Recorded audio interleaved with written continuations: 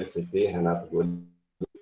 Destaco a presença de vários pesquisadores e professores do ILCT e um abraço especial em todos vocês que trabalharam durante esse ano difícil, um ano de muita reflexão e de muita perda para nós, mas que toda essa situação nos dê força para lutar por um ano melhor, com a perspectiva de que as coisas podem e precisam melhorar. Esse como já lembrou o Júnior, é um assunto de grande importância e certamente vai ser mais um ponto alto do debate para vocês, troca de informações e debate e também de aplicação para todos aqueles que trabalham na cadeia do leite. Devolvo a palavra para vocês e, ao final, a gente faz a saudação de final de ano, de Natal e de Ano Novo. Bom evento para vocês e boa sorte a todos que estão aqui nos assistindo. Obrigado, professor. Convidamos agora a professora doutora Renata Golim Bueno Costa, que fará a apresentação do convidado de hoje. Bom dia a todos, bom dia àqueles que eu ainda não cumprimentei, que entraram na sala depois. É um prazer moderar esse bate-papo com o meu amigo Adriano. É um bate-papo, como diz o Júnior, que vai fechar com chave de ouro, porque o currículo do Adriano é um currículo muito extenso. Eu vou fazer uma leitura de alguns pontos que eu destaquei importantes, porque se a gente for ler o currículo todo, vai ser uma palestra, não vai ser uma leitura do currículo. Então, eu vou fazer um resumo do currículo dele. Ele é professor associado no Departamento de Alimentos do Instituto Federal de Educação, Ciência e Tecnologia do Rio de Janeiro, IFRJ, tem doutorado e pós-doutorado em Tecnologia de Alimentos pela Faculdade de Engenharia de Alimentos, a FEA, da Universidade Estadual de Campinas, a Unicamp. É coordenador do Laboratório de Processamento de Alimentos, Laboratório de Análise Sensorial, que pertence ao Departamento de Alimentos da IFRJ. É coordenador do Mestrado Profissional de Ciência e Tecnologia de Alimentos do IFRJ e coordenador adjunto de Mestrado Profissional em Ciência dos Alimentos na CAPES. Também é docente permanente do Programa de Pós-Graduação em Ciência e Tecnologia de Alimentos na IFRJ e do Programa de Pós-Graduação em Higiene Veterinária e Processamento Tecnológico de Alimentos de Origem Animal na Universidade Federal Fluminense. Também é vice-líder do Subcomitê de Ciência e Tecnologia de Leite e Derivados do Comitê Brasileiro da Federação Internacional de Laticínios, a FIL-IDF. É também editor-chefe de 2 periódicos, Food Science and Technology, de Campinas, e a revista técnico-científica Alimentos, Ciência, Tecnologia e Meio Ambiente, da IFRJ. Editor associado de diversos periódicos internacionais. E também as pesquisas são várias na área de leite derivado, desde higiene, legislação, microbiologia, processamento utilizando métodos convencionais e emergentes, produtos lácteos funcionais, sistemas de embalagem, estabilidade de leite derivados, análise sensorial de alimentos e bebidas por métodos tradicionais e emergentes, quimiometria, machine learning, aplicada à ciência e tecnologia de alimentos, e também microbiologia preditiva, ferramentas de gestão de segurança. Então, é um currículo bem extenso. Eu consegui, assim, resumir os pontos principais. Obrigada, Adriano, mais uma vez pela sua presença, por ter aceitado o nosso convite, e agora a apresentação é sua. Bem, bom dia a todos, né? Bom dia, Renata, bom dia, Júnior, né? Bom dia, Denise, que eu vi, eu acho que ela está na sala, né? Eu olhei por alto. Eu não sou muito tecnológico, eu sou relativamente tecnológico, não sou muito, tive que aprender, né, pela necessidade, né? São as pessoas que eu conheço, né, aqui, aí do ILCT, então, e são amigos, né, que eu tenho. Então, assim, eu queria agradecer a vocês o convite, em nome do Departamento de Alimentos do Instituto Federal do Rio de Janeiro, né, e que falar que apenas eu acho que é o contrário, né? Quem dirige a área de leite no Brasil é o ILCT. as outras pessoas vão caminhando junto e vão ajudando a ter o prédio colocado, né, no seu devido lugar, vai botando as molduras do prédio, né? Então, assim, eu estou bem satisfeito em estar num lugar onde se respira leite derivados, onde tem pessoas que bastante competentes na área também, né, e que direcionam a área no Brasil. Então, mais uma vez, obrigado pelo convite, né? E agradeço mais uma vez essa oportunidade de fechar, né, esse ciclo de palestras de vocês, né, nesse ano. Então, eu já posso começar a apresentar? Sim mesmo? Tá bom, então. Por favor, Adriano. Já passamos de 60 pessoas, né? O pessoal ainda está chegando, e fique à vontade.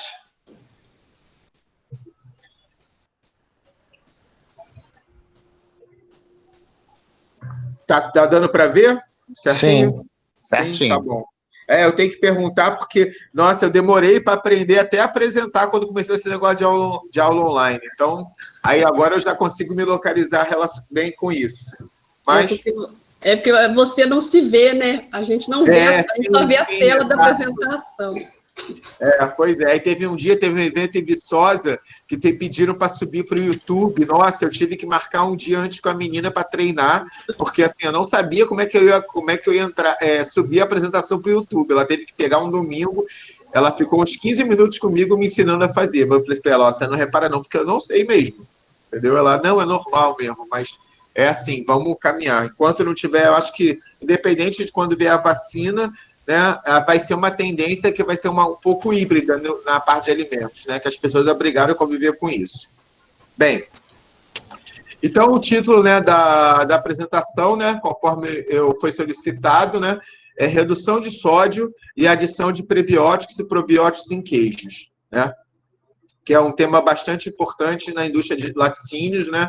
Eu acho que isso existe uma demanda de pesquisas, né, principalmente com queijos brasileiros, né, com queijos nacionais, né, ainda não tem tanta pesquisa com isso e é preciso, né, aumentar o número de pesquisadores e pessoas nessa área. Bem, antes de mais nada, né, eu queria deixar um teorema, né, que foi criado em Hipócrates, né, que viveu no 460 a 322 a.C., que ele falava assim, faça do alimento o seu remédio, né? Então, ele já dizia que a alimentação ela deveria prover uma função básica além da nutrição. Ela é uma função extra, né, além da função intrínseca da nutrição, né? Ela deveria ter um plus a mais, né, nas funções metabólicas e na saúde do consumidor. E a partir daí foi desenvolvendo o conceito de alimentos funcionais. Então, o que são alimentos funcionais, né? Alimentos funcionais, eles são aqueles que não têm status de medicamento, eles não podem curar, né? Eles devem seguir como coadjuvantes numa terapia para amenizar os sintomas de uma determinada anomalia, né? Ele tem que ser seguro para recomendação médica, ou seja, não pode causar problemas de intoxicação na pessoa, né? Na dosagem que ele tem na formulação do alimento. Pode ser o alimento ou pode ser um componente daquele alimento, né? E tem que ter um estudo clínico também, né, que já tem cientificamente comprovado que induz um determinado marcador, né, uma determinada mudança positiva no marcador, né, daquela população, né? Então, ele tem, na verdade, a ideia de prover, né, benefícios para a saúde, né, do consumidor. Esse benefício está se ligado à redução do risco de doenças, né, fortalece o sistema imunológico, desaceleração do envelhecimento. Então, ele serve como uma coadjuvante, como uma ideia de coadjuvante, né, a uma ideia de perfil medicamentoso. Então, ele não pode nunca substituir o medicamento, né? Mas a sua ingestão regular, além de não causar malefícios para a saúde da pessoa, ser segura, né, do ponto de vista toxicológico, né, ela é capaz de restaurar, né, de ajudar na restauração das funções metabólicas do consumidor. Então, isso é uma coisa que é regulamentada pela Agência Nacional de Vigilância Sanitária. Nós temos vários tipos de alimentos funcionais ou de componentes com ação funcional, como carotenoides, né, ácidos graxos, vitaminas, polifenóis, né? Então, nós temos vários matrizes e componentes alimentícios que carregam esse status, né? Que são coadjuvantes na parte de doenças, né? Principalmente doenças cardiovasculares, são as doenças silenciosas, né? A parte também de ajuda do restabelecimento do envelhecimento, combater radicais livres, né? A questão do câncer, né? De prover uma regeneração mais rápida, né? Com relação a lutar contra os sintomas de câncer e de outras patologias. Então, isso são alimentos funcionais. A gente nota, né, que os alimentos funcionais ou alimentos saudáveis, né, isso eu peguei isso ontem, né, são uma reportagem de 2019 e 2020, né, mesmo com a crise, né, mesmo com toda a questão financeira que é acometida por nossa população, né, com a nossa parte financeira está cada vez mais baixa, mais debilitada, né, o desemprego cada vez maior, a renda deteriorada, né, o consumidor ainda arruma uma ideia, né, um tempinho, arruma uma ideia de separar um pouquinho da sua renda, né, para tirar e consumir esses alimentos, né, devido à saudabilidade que é proporcionada por ele. Então, hoje nós temos, entre 2004 e 2009, o Brasil apresentou um consumo de 82%, né, no consumo de alimentos funcionais. O faturamento foi de 8,5 bilhões para 15 bilhões. Até 2018, o Brasil já era o quarto país em consumo de alimentos saudáveis no mundo, tá? Sendo que já estava previsto para 2019 um crescimento de 12,3% no ano, né, com faturamento de 110 bilhões de reais, atingindo 50% da divisão do mercado. Então, você vê que mesmo na crise, né, as pessoas estão interessadas em ter um alimento que ele proporcione benefícios adicionais, né, da nutrição ao qual ele foi essencialmente projetado. E isso colaborou, né, concordou com uma pesquisa que foi feita no ITAL, né, que é o Brasil Food Trends 2020, né, que eles fizeram uma pesquisa com vários consumidores e colocaram assim: o ato de se alimentar ele deve promover para saudabilidade e bem-estar. Isso é uma conclusão que eles tiraram da opinião das pessoas, né? E entre os principais grupos de alimentos, né, que as pessoas estavam esperando, né, que a indústria desenvolvesse com essa finalidade, né, seriam alimentos isentos ou com teores reduzidos de sal, açúcar e gordura, com produtos benéficos à saúde cardiovascular, né? Nós temos hoje um país de hipertensos, né, que é um fator de risco para as doenças cardiovasculares, né? E produtos para dietas específicas e alergias, né? Que hoje em dia, né, até tem um código de segurança de alimentos com a parte de alérgenos, né? Essa parte da alergia, né? Tanto a glúten, outros alimentos, né, intolerância a glúten, a outros tipos de proteínas, né, eles estão sendo veiculados cada vez mais, né, na implementação do sistema de qualidade. As pessoas estão cada vez mais conscientes, né, com relação a isso. Então, a gente nota que o consumidor, essa pesquisa de mercado que foi essas estatísticas, né, do ponto de vista monetário, ela colaborou, né, com a questão da opinião do consumidor, né? E foi resumido nessa publicação. Conforme eu falei, existem vários grupos de alimentos funcionais, vários. Alimentos adicionados de carotenoides, de compostos fenólicos, tá? De peptídeos bioativos, mas o grupo dos probióticos, prebióticos e reduzidos de sódio também são uma categoria de alimentos funcionais, tá? E eles experimentam um crescimento muito grande dentro desse grande setor que é a saudabilidade, né? Devido a uma propaganda maciça da indústria, né? Devido aos benefícios causados por esse tipo de alimento. E, embora existam vários estudos, né, lá fora, né, com sucos, carnes, né, produtos carnes, sucos, produtos de panificação, né, o impacto positivo de leite e derivados na saúde do consumidor, né, a matriz láctea, né, ela é vista como uma coisa saudável e desperta emoções e sentimentos positivos na saúde do consumidor, através de pesquisas sensoriais, faz com que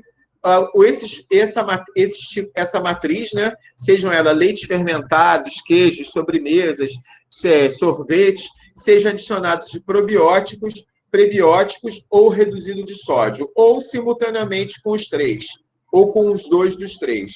Então, a indústria enxergou nisso uma ideia de lucratividade, né, de aumentar o lucro, desenvolver produtos que estão afinados com a vontade do consumidor, né? E, com isso, a consequência disso, ela conquistar mercados, né? Ela estabelecer posições de conquista de mercado, né, em relação aos seus concorrentes. Então, baseado nisso, né, lácteos com adição de probióticos, lácteos com adição de prebióticos e lácteos com adição de reduzidos de sódio, né, são uma categoria bastante importante, um subgrupo bastante importante desses três grupos de alimentos funcionais, tá? Devido à saudabilidade da matriz láctea. Até porque, se eu for adicionar um probiótico no produto carne ou no salame, né? Então, assim, eu preciso mudar não só a questão de adicionar a bactéria. O salame já tem o processo fermentativo estabelecido, mas eu preciso mudar a questão da adição de conservantes, né? A redução de nitrito, né? Eu preciso fazer a redução do sódio, eu preciso ter uma mudança multifatorial, multidimensional, e que muitas vezes isso não é necessário na matriz láctea. Tá? Eu consigo fazer uma mudança unidimensional, que eu já confiro uma saudabilidade a ela. E embora o carro-chefe, né, seja leite fermentado, seria muito mais fácil falar de leites fermentados, né, porque a gente vê muito, o carro-chefe no mundo, né, a gente nota que o queijo, né, tem despertado a atenção das indústrias, tem despertado a atenção dos trabalhos e até de alguns de produtos oferecidos no mercado brasileiro. Tá? Então, por isso que eu decidi focar na questão de queijos. O que é o queijo, na verdade, né? O queijo já é visto, né, tecnologicamente, o queijo é uma grande massa de proteína, de caseína, né, com a gordura do leite em volta. Então, é um concentrado proteico gorduroso, né?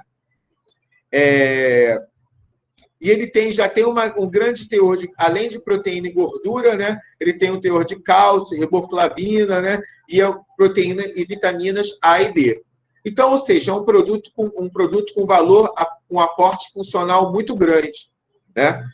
Porque fornecem nutrientes que estão positivamente ligados à melhora da nossa saúde. A questão de ter um alto teor de gordura, isso varia com o tipo de queijo, e nem sempre isso é ruim, numa perspectiva de uma dieta saudável aliada à atividade física.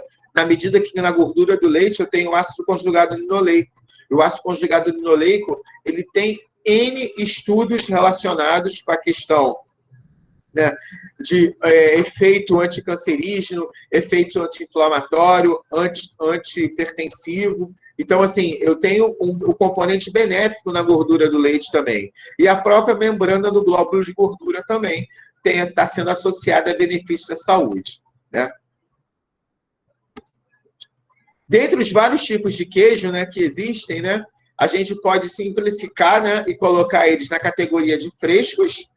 Frescos são aqueles que não são submetidos ao processo de maturação, ou seja, após a produção, eu já estou pronto para consumir, né? Eu posso refrigerar e no tempo mínimo de atingir a temperatura de refrigeração, né, agradável para meu palatar, eu posso consumir esse produto, né? Então, nós temos o Minas Frescal, né, o que é um queijo brasileiro, né?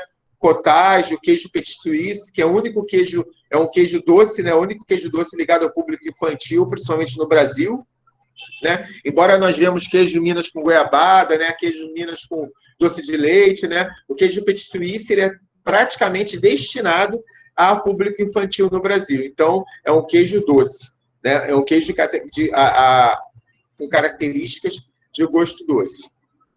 Os queijos maturados, né? Que o queijo brasileiro é o queijo prato, que é similar ao queijo Gouda holandês, né? E lá fora o queijo cheddar, queijo mussarela, né? Que é o queijo de massa afilada. Então, são queijos que requer um tempo, né, para estabelecimento das suas características sensoriais, né? E ocorrer o fenômeno da proteólise, da lipólise, né? Que dá o sabor e aroma agradável nos queijos, né? O queijo prato ele precisa de 25 dias. Embora nós no Brasil, não temos esse hábito, né? Principalmente os produtores, né, deixar o queijo 25 dias maturando, né, conforme preconiza pela legislação, né, porque ele enxerga isso como perda de dinheiro, né? Então, ele tenta colocar esse queijo por volta de 10, 12 dias no mercado, né, para fazer girar o capital dele. E na medida que muitas vezes esse sabor não é tão... O brasileiro, né, embora ele consuma muito ele consuma queijo, não é muito, né, tem aumentado o consumo, mas é pouco relacionado aos outros países, né? O queijo, hoje em dia, ele tem que ser... O prato é muito identificado também como ingredientes para sanduíches, né?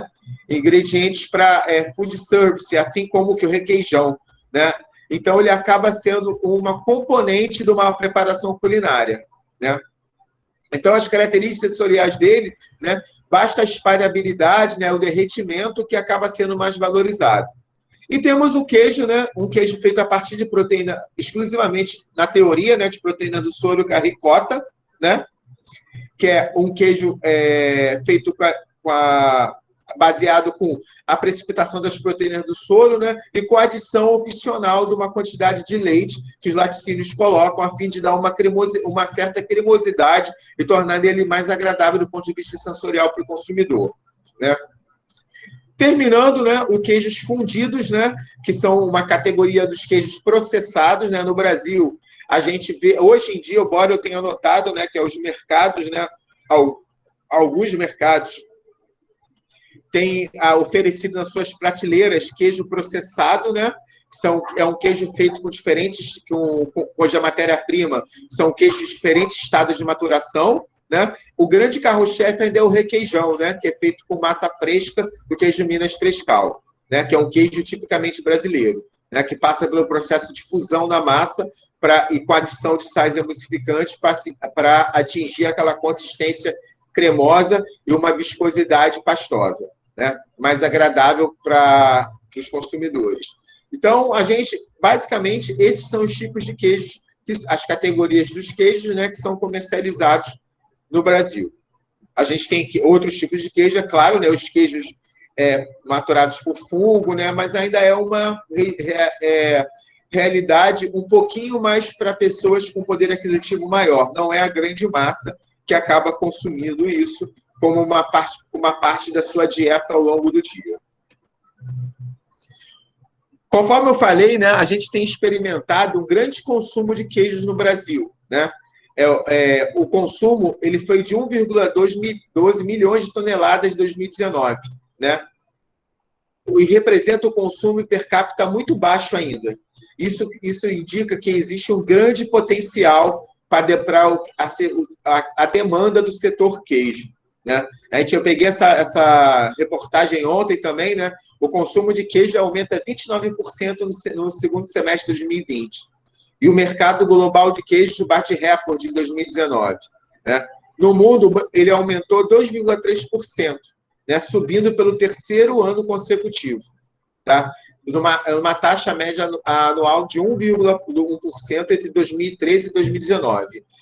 E, com isso, esses dados eles mostram que a gente tem um produto que tem aumentado sua capacidade de consumo, né? É apreciado pelos consumidores brasileiros, né?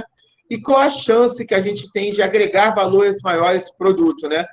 Esse produto queijo, né? Tentar fazer com que o consumidor entenda que o queijo também pode ser considerado um alimento funcional, né? Competindo, né? Ou então fazendo uma alternativa aos leites fermentados probióticos. E uma maneira dele ser funcional, né, é adicionar probiótico, prebiótico ou reduzir o sódio, né?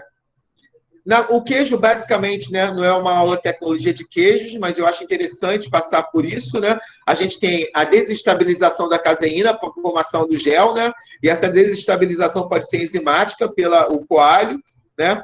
Ou ácida pelo um ácido fraco, né? Hoje em dia, os ácidos orgânicos fracos. Hoje em dia, né, pelo que eu noto, né, a questão de usar o ácido é muito maior do que o coalho, né, pela própria questão de você baratear o custo da produção, né, e ter a menor influência na proteólise, né, do coalho, que não foi morto pelo aquecimento, pelo cozimento da massa, né? Que é o coágulo residual que pode interferir na proteólise, principalmente para queijos frescos, né? E existe uma possibilidade, né? Ele é o principal agente de proteólise, né? Para queijos frescos, né? Existe uma possibilidade dele gerar peptídeos hidrofóbicos, né? Que estão retidos na massa de sabor amargo, que depreciam a aceitação sensorial do produto. E como é que eu agrego valor ao queijo, né? Eu adiciono probióticos, adiciono prebióticos e reduzo o sódio, né? Essas são as três questões, né, que são fáceis de implementar do ponto de vista industrial, né? Desde o pequeno ao médio ao grande laticínio, né?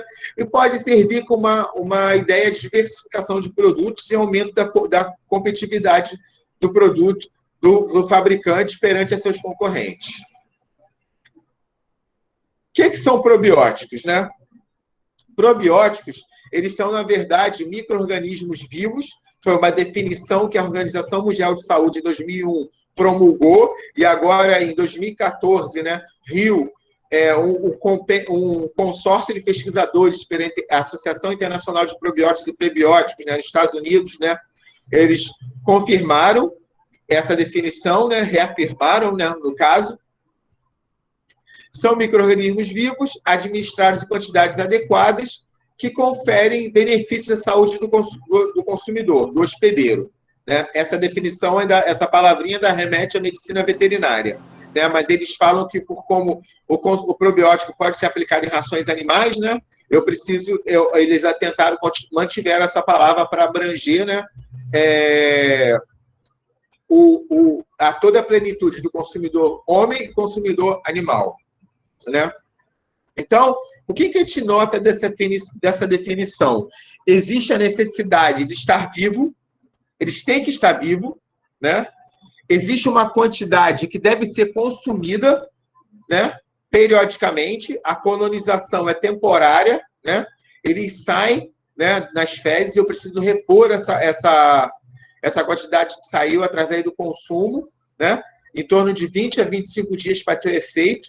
E ele tem que ter um estudo clínico, né, que previamente validado, né, um marcador específico, né, para uma população preferencialmente de humanos, né, que induzam a melhora da saúde dessa população, para ele ser característico como probiótico. Vivo, quantidade mínima, né, que a gente vai falar daqui a pouco, e tem que ter um estudo clínico que a resultado desse estudo clínico seja a melhora da saúde do consumidor. Embora, pessoal, a gente escute, né, isso tem crescido muito. Existem probióticos esporulados, né, que são os bacilos, né? Existem algumas cepas de enterococos, né, que são probióticas também, né? Esse é um grande controvérsia, porque os enterococos, eles são contaminantes de alimentos de origem animal, né? Então, mas só algumas cepas, algumas linhagens têm características probióticas, né?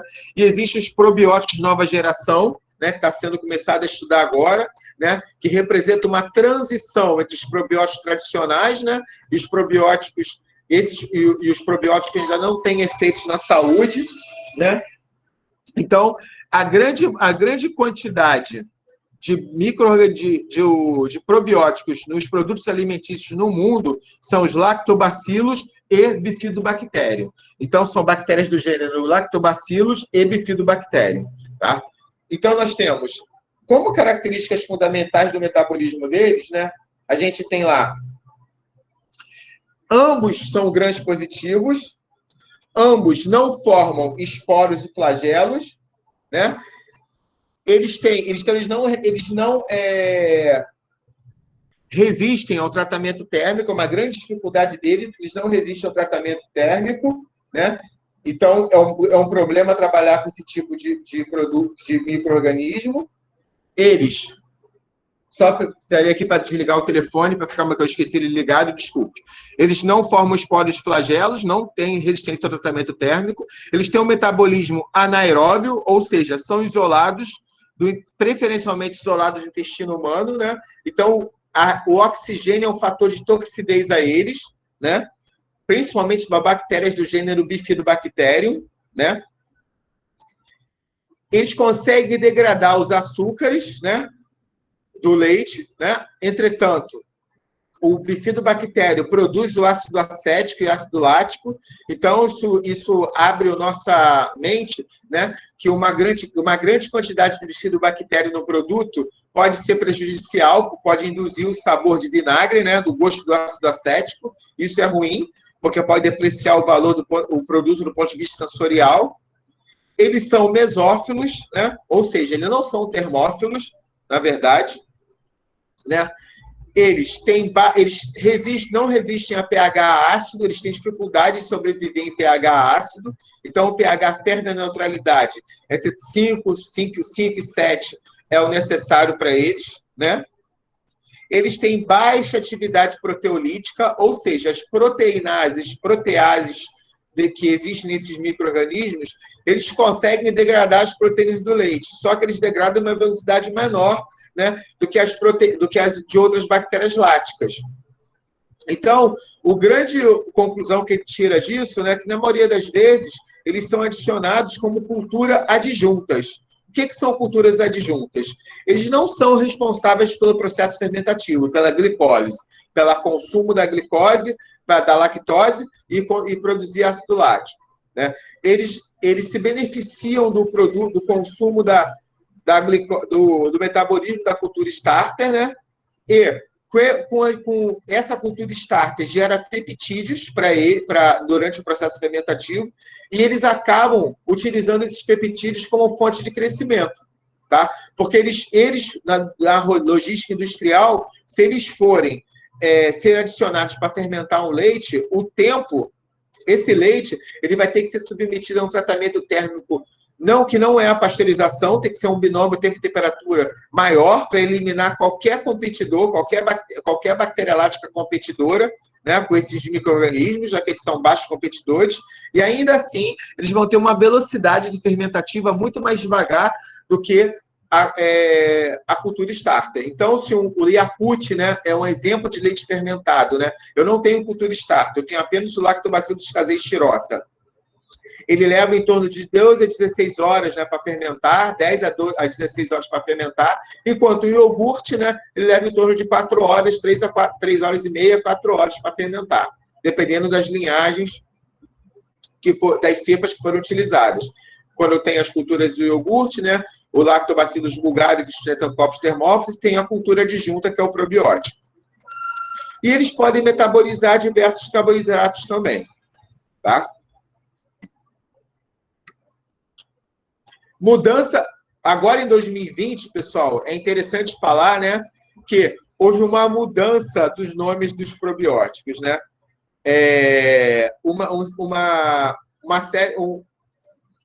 Uma reunião de pesquisadores chineses, né? Eles verificaram através de técnicas de metagenômica, né, de biologia molecular, né, de sistemas genômicos dos micro-organismos, né, que, na verdade, esses micro-organismos deveriam ter mais espécies do que aquelas que eram promulgadas anteriormente. Então, nós temos hoje tudo que é Lactobacillus casei vai passar a chamar Lacticazei-Bacillus casei. Lactobacillus paracasei, Lacticazei-Bacillus paracasei. Lactobacillus fermento, Limosilactobacillus fermento. Então, foi mudado esses nomes de micro-organismos. Só que a indústria vai ter um tempo para ter essa mudança. Acho que está em torno de 1 ano a 2 anos, pelo que eu vi lá em algumas reportagens. Interessante colocar que não houve mudança do Lactobacillus acidófilos, né? Lactobacillus bulgaricus, Lactobacillus christopi, Gasseri, Johnsoni e Helveticus. Né? Só as bactérias do gênero Casei, Paracasei, Ramossus, Plantários, Brevis, Salivários, Fermentos e Reuteri foram mudados. Isso vai implicar numa rotulagem diferente, tá? Para se adequar a isso. Probióticos e saúde, né? Pessoal, para ter a bactéria probiótica, né? Conforme eu falei, ela causa um benefício à saúde do consumidor, né? E ela precisa ser validada para um estudo clínico, tá? Eu tenho que ter um estudo clínico para validar o probiótico, né? E esse estudo clínico está ligado a uma população e está ligado a uma matriz alimentícia. O que eu quero dizer com isso é, se eu obtive um resultado para um queijo Minas probiótico, né, para uma população de pessoas com glicemia alta, aquele estudo com lactobacillus casei significa que aquele micro-organismo está associado à redução de glicemia no queijo Minas frescal, tá? Ele não está associado à redução de glicemia no queijo prato. Então, os estudos são por matrizes. E uma outra coisa importante é que a cepa probiótica, ela é, quando eu falo cepa, eu vou até a linhagem, né? Porque existem vários lactobacillus casei. Tem lactobacillus casei 01, lactobacillus casei de outro fabricante, né? Então, assim, a cepa, ela que diferencia o micro-organismo pelo fabricante. Uma única cepa probiótica é responsável por um único benefício, tá? Não existe uma multicepa, uma cepa que seja responsável por vários benefícios. Se eu quiser combinar benefícios no único produto, né, e fazer esse claim na hora de venda desse produto, eu preciso combinar cepas que foram testadas para o benefício que eu quero promulgar. E eu preciso saber se essas cepas são compatíveis entre si. Ou seja, se uma não atrapalha o crescimento da outra e a viabilidade da outra. Tá? Tecnologicamente, os probióticos são de origem humana, né? Preferencialmente de origem humana, embora não sejam todos isolados de origem humana. Tá? Esse é o motivo de eu ter que tomar o probiótico todos os dias, né? Porque eles são isolados de outras espécies de animais. Né? E os animais não estão.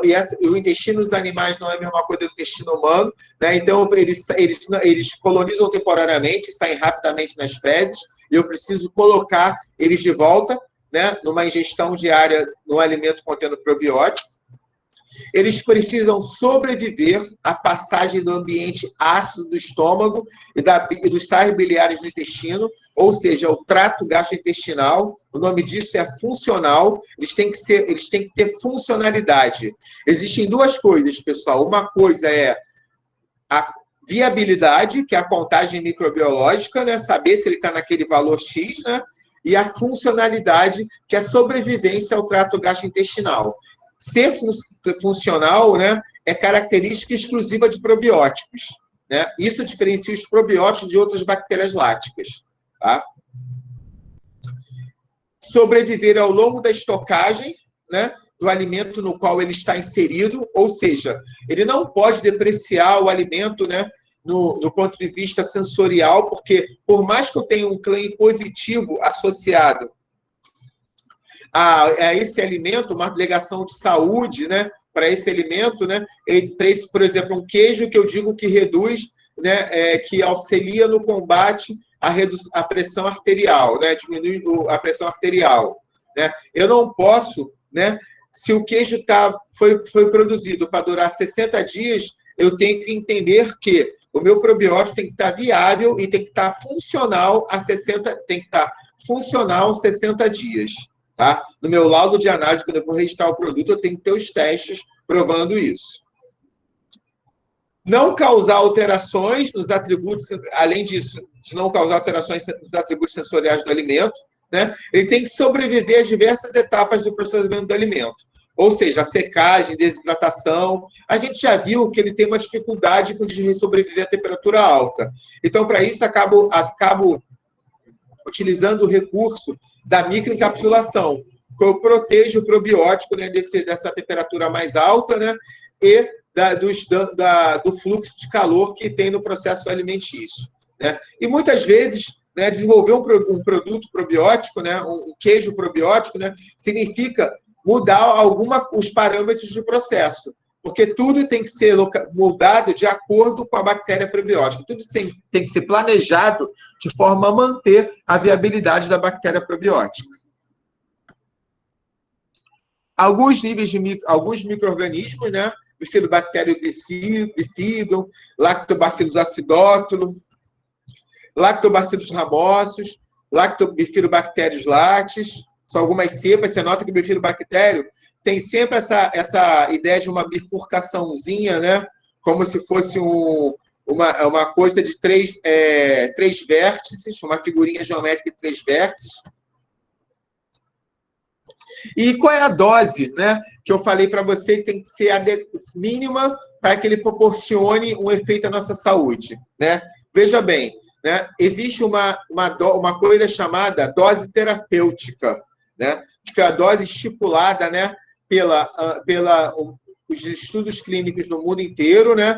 E são promulgadas pela Agência de Saúde, né? FDA e a própria Anvisa, né? Que ela fala o seguinte, né? Que alimentos com cultura probióticas devem conter 10/6 e 10/7.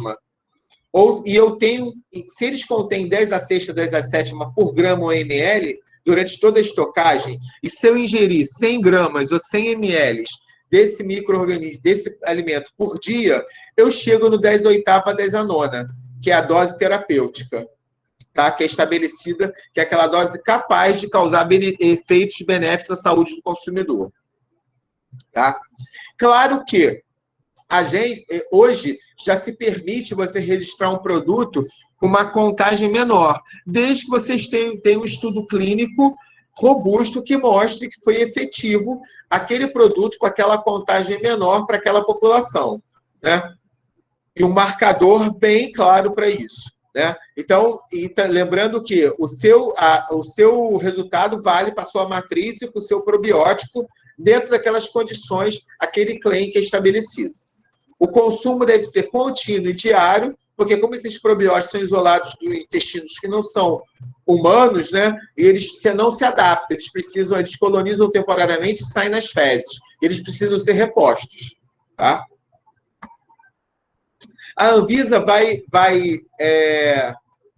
de acordo com isso, né, colocando isso, né, e também concorda com essa questão das agências de saúde que está deliberado nas comunidades científicas internacionais.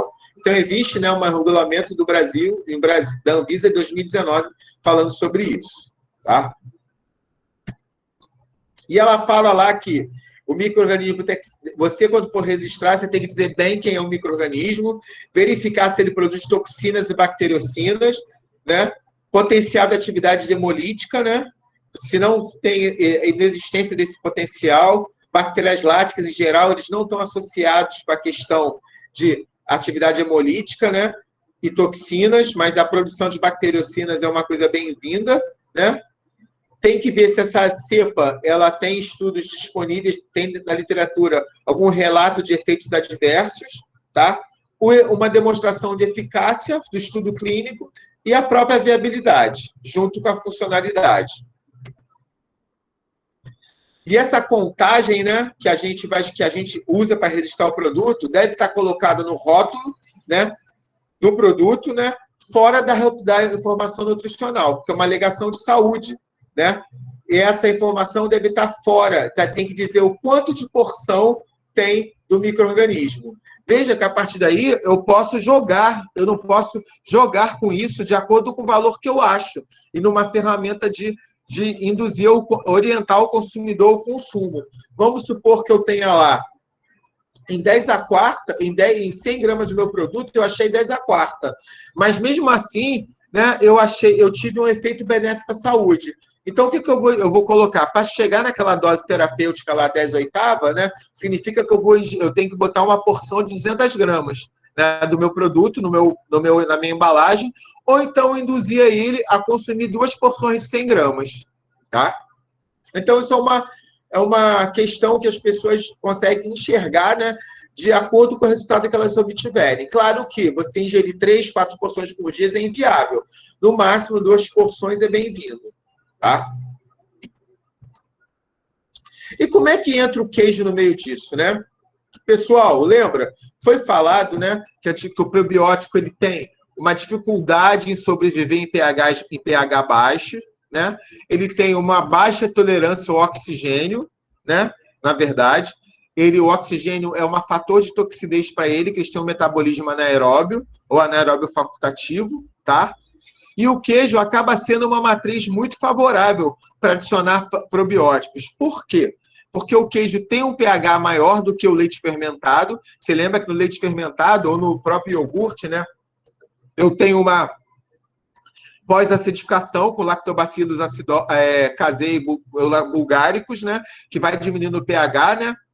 E o queijo ele acaba tendo a questão de ter o pH estabilizado, né, com poucas oscilações. Um pH, basicamente, que eu tenho para preparar para a adição do coalho ou para a precipitação da caseína, do ponto elétrico chegar no ponto elétrico da caseína.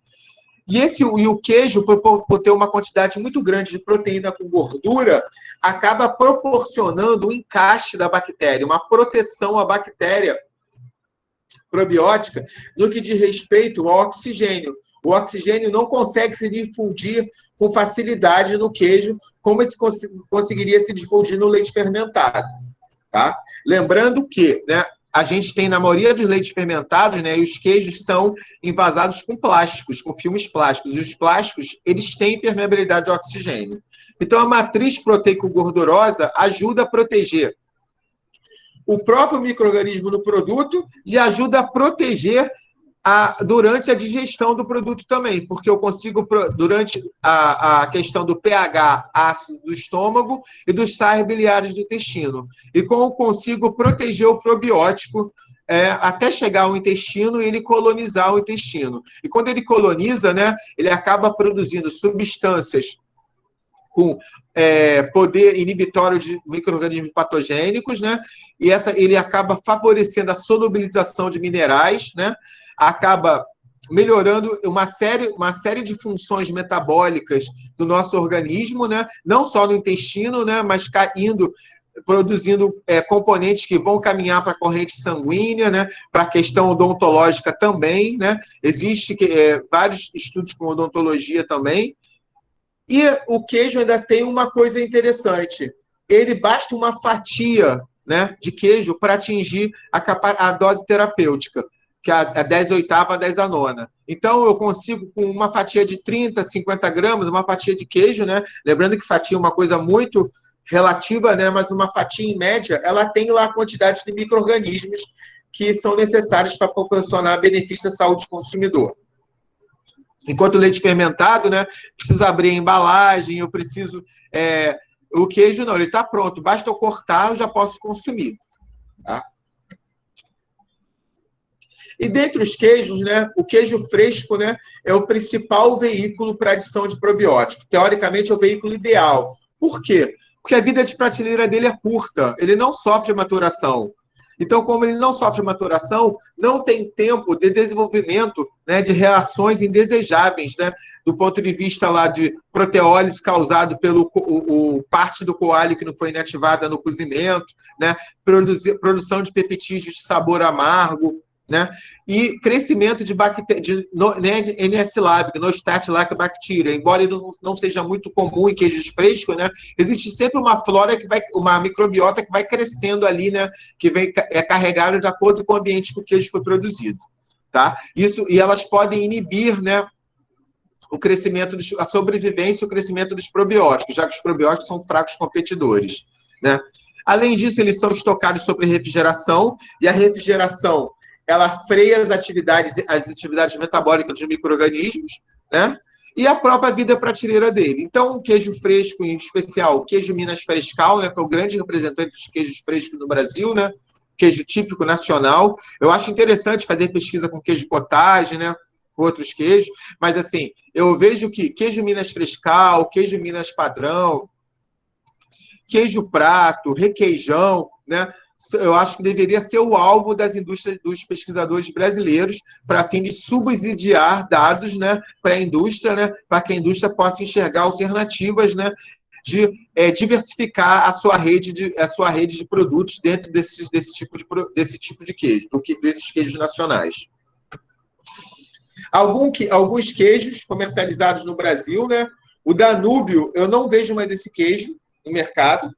Veja bem que ele coloca no rótulo lá, é o queijo Equilibra, é um queijo frescal. Nota que esse queijo foi feito por ultrafiltração, né, que é um processo mais do ponto de vista higiênico melhor, né, que não tem contato manual, né, então ele já pressupõe que vai ter uma contaminação menor, né, de micro-organismos, né, que possam ser competidores para o probiótico, né. E a questão também do queijo Sambios, que é um queijo bastante famoso. Ele é comercializado pela cooperativa Santa Clara, lá na região sul do Brasil, no Porto Alegre, e tem muito, até no Pará, eu já vi esse queijo no Pará, até o Paraná eu vi. Depois eu não vi mais esse queijo na região sudeste. Você vê que a embalagem dele é uma embalagem metálica, porque justamente ainda para precaver a questão da difusão do oxigênio, tá? Que pode depreciar, embora o queijo seja uma matriz que proteja bem pelo aquele encaixe, né? Gordura e proteína que protege a bactéria probiótica contra o estresse do oxigênio, né? Eles ainda se precavem com isso, né? E colocam uma embalagem metálica, né? Com combinação de filmes plásticos para poder impedir, né? Ou minimizar a questão da permeabilidade do oxigênio. Temos outros queijos acidófilos, o lactobacillus acidófilo, e com bifidobacterius lactis, outra categoria também. Tá? Você vê que são sempre os queijos frescos o lançamento que são dados desse tipo de produto. Tá? E o queijo cottage da Balkis, esse é zero gordura, né? Que também, todos eles dizem que tem 50 gramas, 10 a décima, ou seja, bem acima do preconizado da legislação, né? Que a dose terapêutica é colocada, né? Para exercer benefício à saúde do consumidor. Se a gente puder enumerar, né, os desafios tecnológicos para produzir um queijo probiótico, né, existem 6 grandes etapas, que eu vou falar bem brevemente cada uma delas. Né? O momento da adição da cultura probiótica, ou seja, se eu for fazer um queijo, se eu tiver um queijo que eu vou utilizar uma cultura láctica, né, eu tenho que ver que as interações que a cultura láctica pode...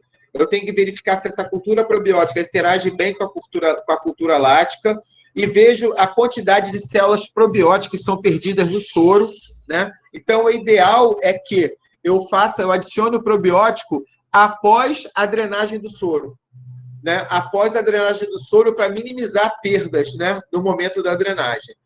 E eu faço testes preliminares para saber qual a combinação de probiótico da cultura láctica mais adequada.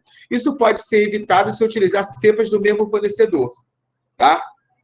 O cozimento da massa, né? Os probióticos eles são cozidos, eles são sensíveis a alta temperatura. Muitas vezes eu preciso mudar a temperatura de cozimento, aumentar o tempo de cozimento e mudar a temperatura. A gente fez isso, a gente depositou uma patente com requeijão probiótico. A gente mudou a etapa do processo de fusão, né? Aumentou o tempo e ainda microencapsulou, né, o probiótico. Né? E a gente ainda pode conversar com o fornecedor se ele tem uma cepa que ele tem uma resistência maior, né, ao calor. Né? A questão da salga, né? Os probióticos eles são sensíveis à alta concentração de sal. Né? Então, eu posso fazer, de novo, a microencapsular, selecionar linhagens que são resistentes a alto teor alto de sódio. Como é que eu faço isso? Eu posso até fazer no meu laboratório, eu posso preparar soluções, né, com concentrações crescentes de cloreto de sódio e expor o probiótico a essas concentrações por um tempo, para ele adquirir resistência a isso. Vai ser trabalhoso.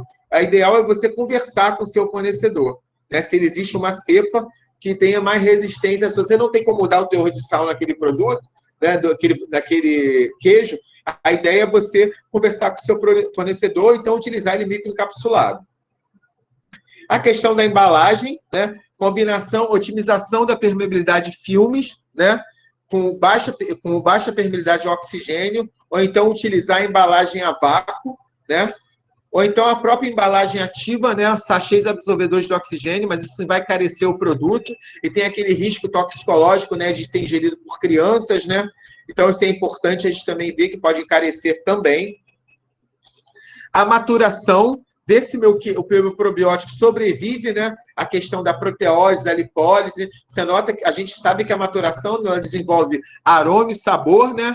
E o probiótico, se por um lado ele contribui positivamente para a maturação, porque ele age principalmente nas proteólises secundárias, né? Ele pega os peptídeos, né? E gera os aminoácidos, né? E esses aminoácidos, após isso, fazem o catabolismo para gerar os compostos de aroma e sabor. Pode ser que, se a maturação for muito longa, ele perca a viabilidade, né? E não tenha tempo de atuar nessa proteólise secundária. tá? Então, na verdade, eu tenho que mudar, otimizar as condições de maturação, né, do queijo, né? Ou então simplesmente microencapsular. É uma solução bem... E hoje nós já vemos trabalhos com microencapsulação com material de parede de prebiótico, com material de parede de proteína do soro, de rejeitos agroindustriais. Então, assim, tem outros estudos relacionados a isso. E o armazenamento. Tem que entender, pessoal, que o queijo é um produto vivo.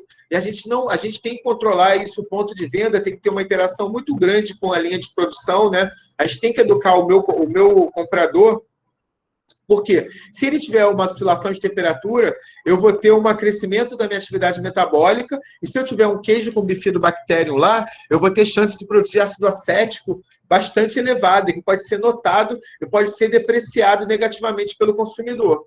Isso teve um pesquisador da Argentina que ele fez isso em 2010 com um trabalho, né? Pegou um queijo fresco argentino, e simulou as condições de oscilação de temperatura.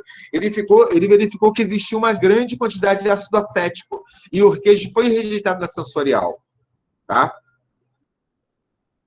Então, esses são os desafios que a gente pode entender para produzir queijos probióticos.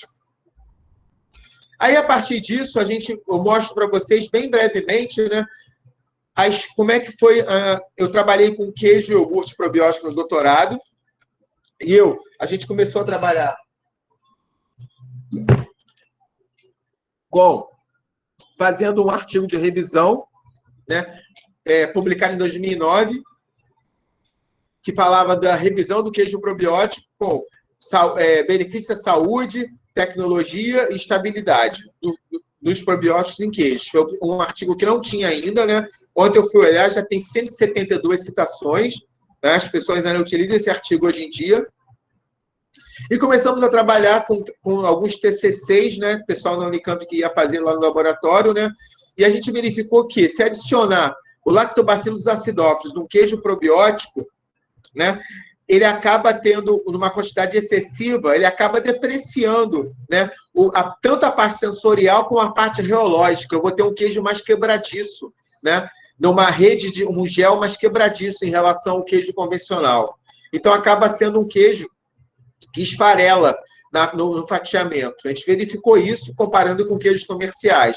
Então, a dosagem do probiótico, né, é bastante importante você otimizar isso também.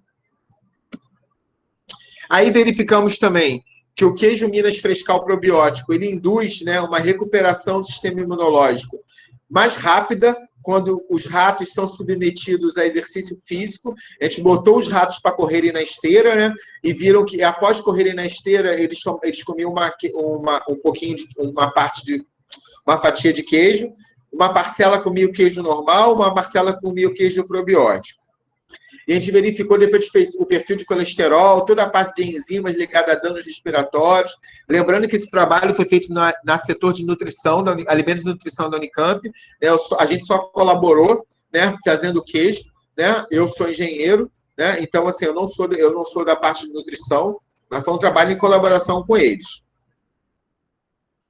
E verificou que o queijo Minas Frescal probiótico tinha efeitos positivos. A gente, quando faz academia, né, todo mundo, quem tem malha, a gente sai mais cansado, nossas defesas, elas são influenciadas, né? A gente tem um nível de estresse após fazer exercício físico, precisa de um tempo para se recuperar. E mostrou que consumir o queijo probiótico, né, pode fazer com que essa recuperação seja mais rápida.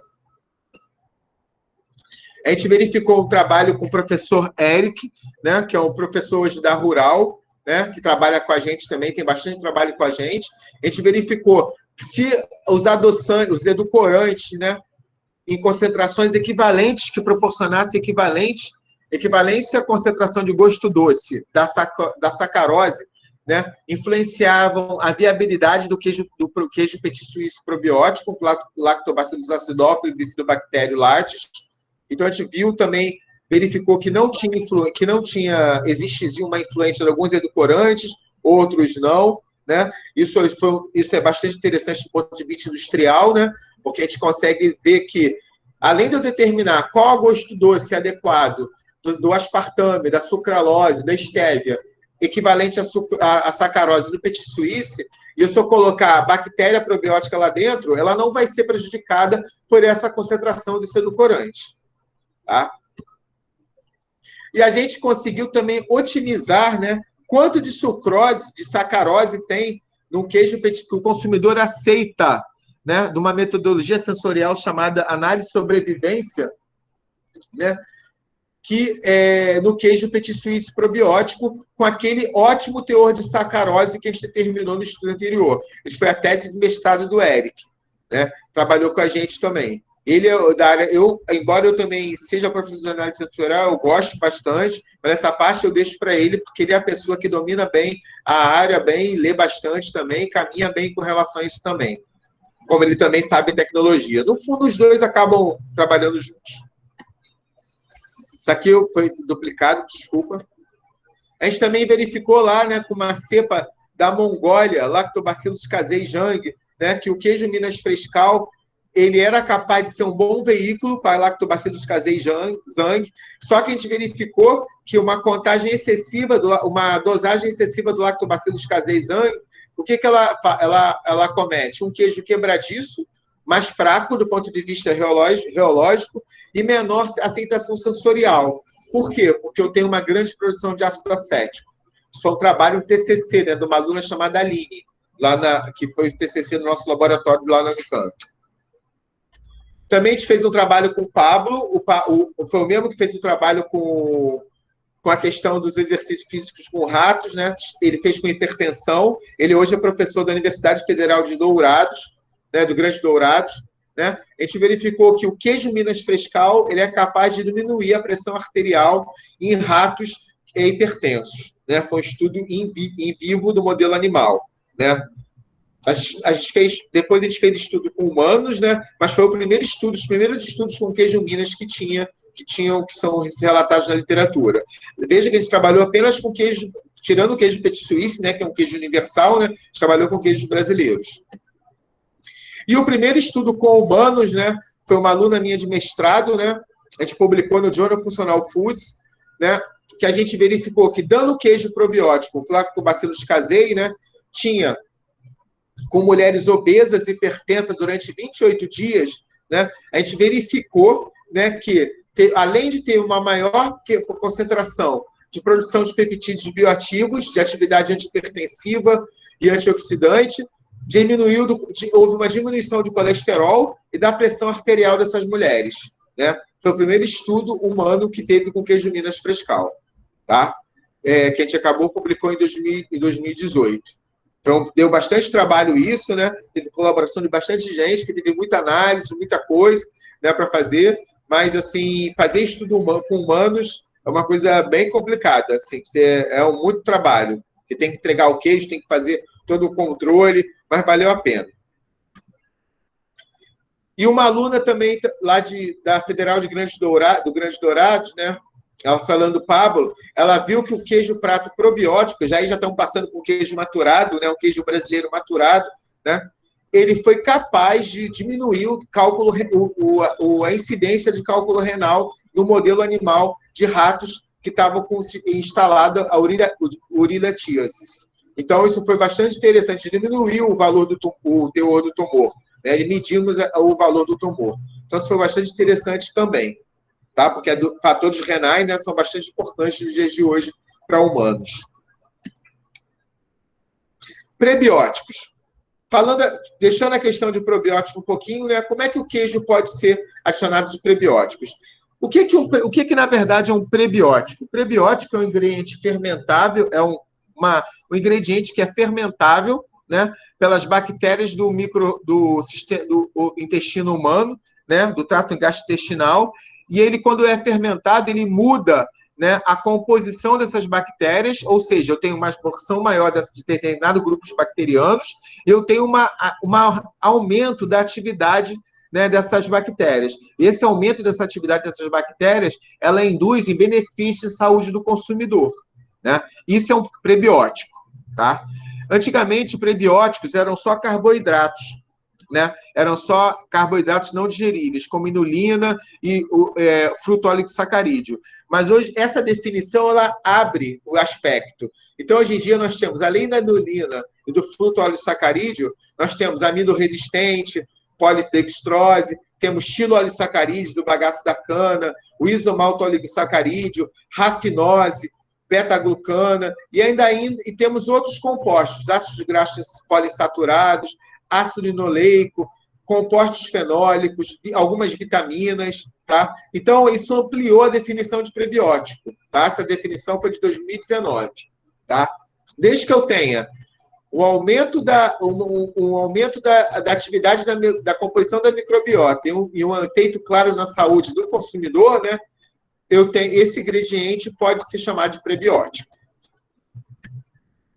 Ele tem que ser resistente ao pH do estômago, não ser absorvido na parte superior do trato gastrointestinal, ele tem que chegar, né, ao cólon, tá, para ser fermentado, não pode ser hidrolisado pelas enzimas, né, a amilase, né, a lipase humana, não pode ter nenhum tipo de influência para isso, tem que ser fermentado exclusivamente pela microbiota intestinal benéfica, né, com o impacto no crescimento e atividade dessa microbiota, e tem que ser estável às diferentes etapas do processamento do alimento.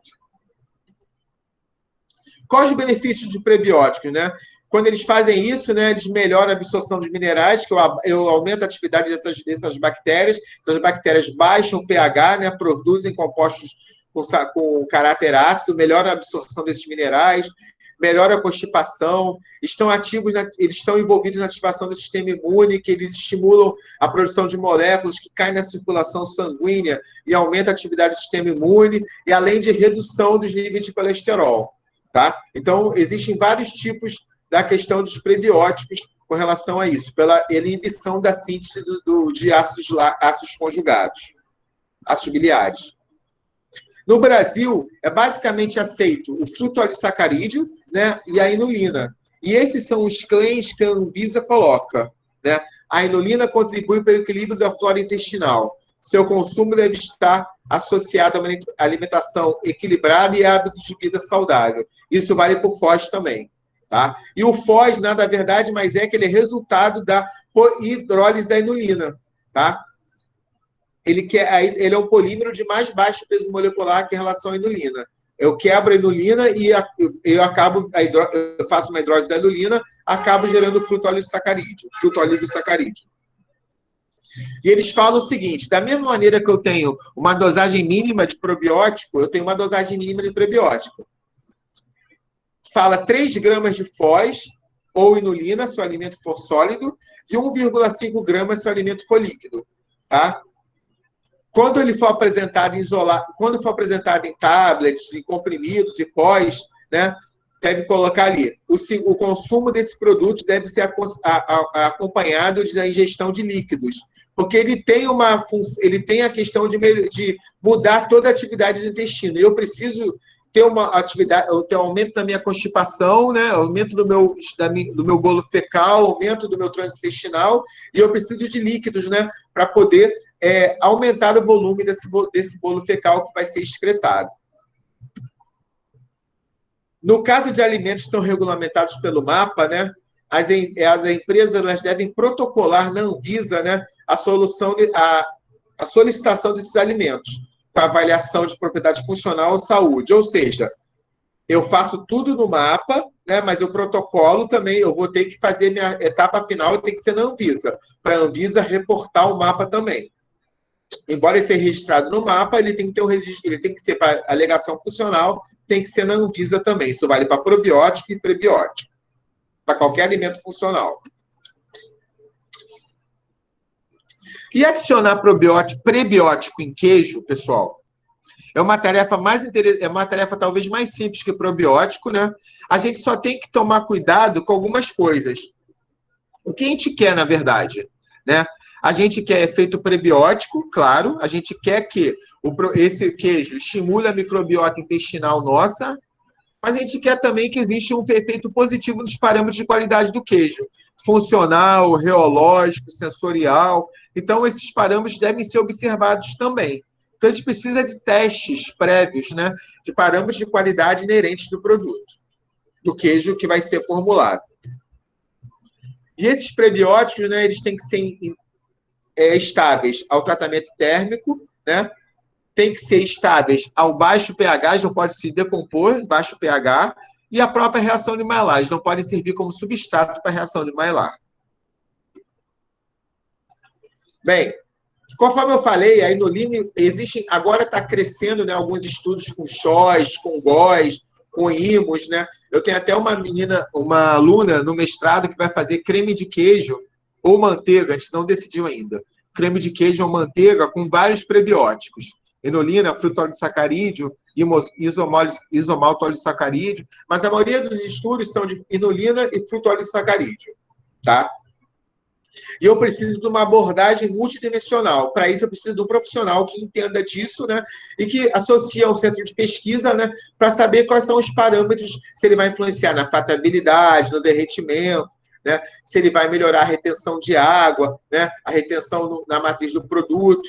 Então, algumas pequenas observações fazem-se necessárias, né? Por exemplo, a gente sabe que a inulina, né? Ela tem capacidade de se ligar com a molécula de água, formando um gel. Tá? Então, ela consegue formar um gel, né, instantaneamente, em torno de 40% a 45%. Tá?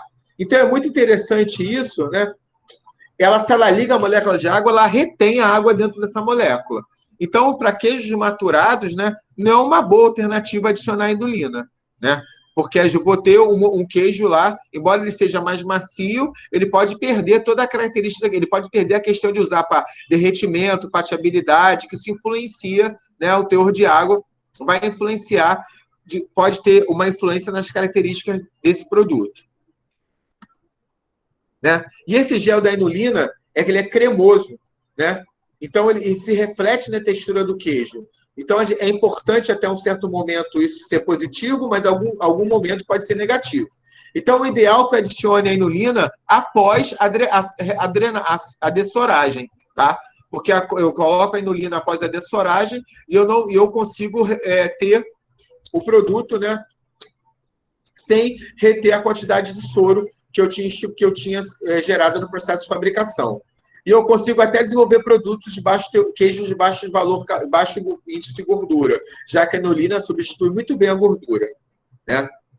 E o frutolissacarídeo? O frutolissacarídeo ele já tem uma questão de doçura. Ele proporciona um gosto doce, mais acentuado que a inulina, tá? Embora menor que a sacarose. Então, eu posso principalmente utilizar ele em queijos doces, como petit suisse, né? Para reduzir o teor de sacarose, ou simplesmente combinar eles com edulcorante, tá? Principalmente minimizando o sabor do aspartame, tá? Então, acaba sendo bastante interessante para uma alternativa de queijos doces também, tá? Então, essas características tecnológicas devem ser levadas em consideração, né, na adição de queijos com prebióticos. Então, consistência pastosa, né, cream cheese, queijos processados, é muito interessante utilizar inulina, né? Porque esses queijos não vão precisar ser fatiados, eles vão precisar ser espalhados. E assim, como eu vou reter uma grande quantidade de água ali no meio disso, isso vai facilitar, né, a questão a estrutura do processo em si, na questão do espalhamento num pão, num biscoito, tá? Além de proporcionar o efeito prebiótico. Lembrando que o movimento de adição é mais interessante após a dessoragem. No caso do frutolissacarídeo, né, eu posso combinar ele com edulcorantes, né, conforme eu falei para vocês, para diminuir a questão da redução de açúcar. Lembra que a gente vai estar falando de sódio hoje em dia, né, mas a questão da redução de açúcar também está muito na moda, né, para produtos alimentícios. Nós temos o Plano Nacional de Redução de Açúcar e os lácteos estão sendo colocados nisso também. Então, é preciso pensar nisso também, para a reformulação do produto. Aqui um trabalho que a gente fez com queijo requeijão cremoso, né? Com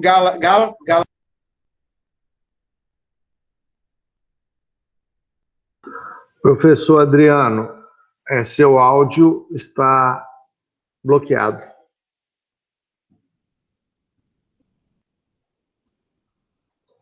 Pode abrir o áudio, por favor? estava há muito tempo bloqueado? Não, não. Acabou de bloquear. Pode continuar. Desculpa. Está ótimo. Está Tá ótimo. bom. Espera aí que eu vou tentar apresentar de novo. É só colocar em modo de apresentação, que já está na tela. Obrigado. Espera aí, deixa eu só... É que essa parte de voltar, meu Deus... Espera aí. Parei, vou voltar de novo, espera aí. Aí agora fica mais fácil.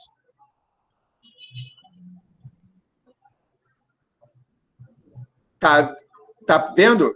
Sim. Sim? Então vou...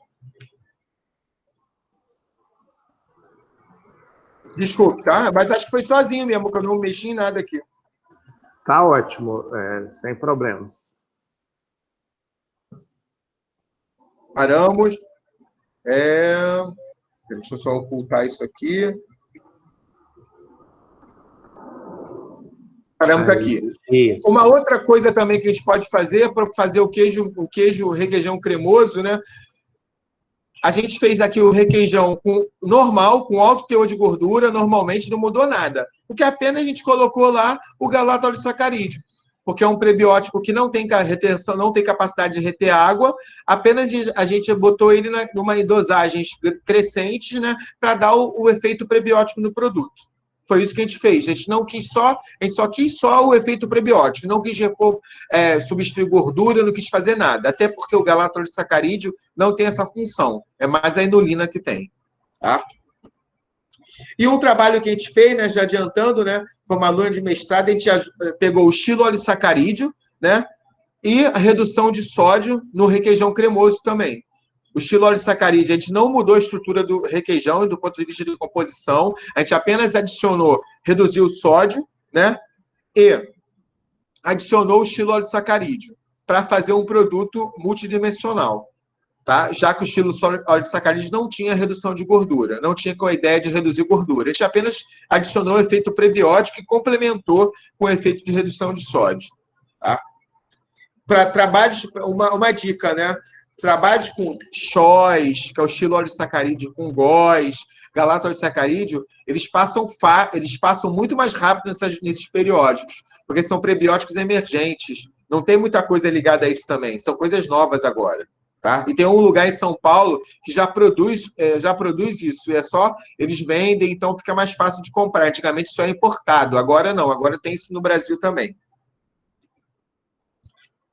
E um prebiótico em queijo, um exemplo que eu vi no comércio, não existe assim.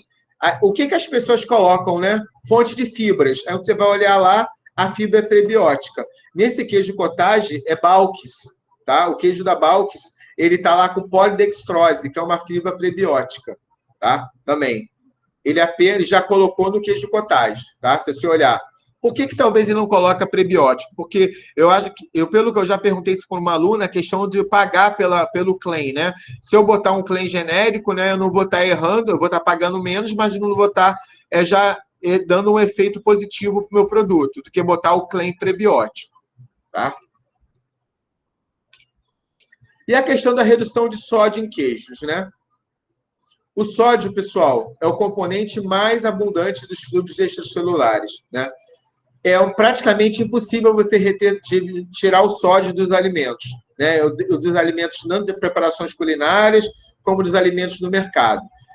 Mas a gente tem que entender, né, que embora eu tenha funções benéficas a ele, quantidades excessivas estão associadas ao aumento da pressão arterial e aos problemas cardíacos, vasculares e renais. Então, existe uma grande corrida no mundo inteiro, né, das agências de saúde, das indústrias de alimentos, né, em reduzir o teor de sódio na formulação dos alimentos processados. Hoje, nós comemos em torno de 12 gramas. O ideal seria comer 5. Já tem uns trabalhos agora que estão dizendo que a gente come 15 gramas em alguns países.